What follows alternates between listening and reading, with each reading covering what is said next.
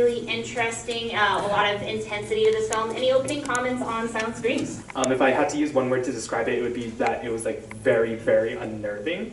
And I noticed that like to the end of it, I started to grow a little like restless of seeing all those like confined shots of those women and their bodies being pressed against the glass.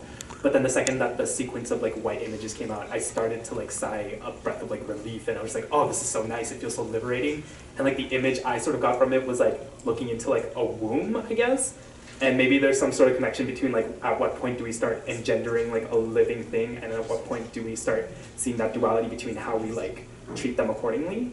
That's cool, yeah, you're touching on a lot of interesting points, especially with the aspect of confinement, because that is the most prominent kind of feeling that we get. We get this tension and this stress from the pressure being put onto the physical bodies of these women. One thing that I noticed about this is that the faces of the two women who are the models in this are usually concealed partially or all the way. We don't see them when we see their bodies. So I thought it was very fascinating. I liked this film, and I liked that the two women had slightly different expressions on their faces. You can interpret, I guess, I interpreted that as two different perspectives to how they were confined. The first woman seemed a bit more comfortable with it and able to move a bit more freely. She had a little bit more gesturing going on and would move around in the glass, which I thought was also very cool visually.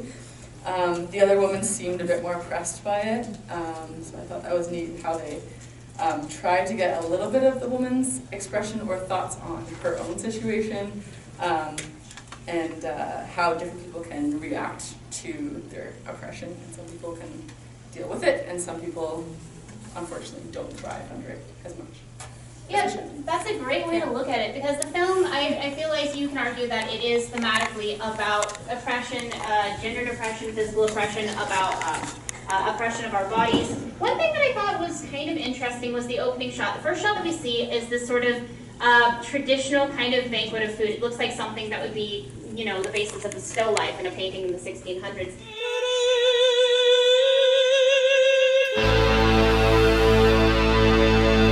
I do think this is a film that has a lot to do with the expression of space, with the expression of female bodies and how they occupy space. With my read on the food, I think it's comparing the two. It's comparing, it's almost kind of like about the male gaze.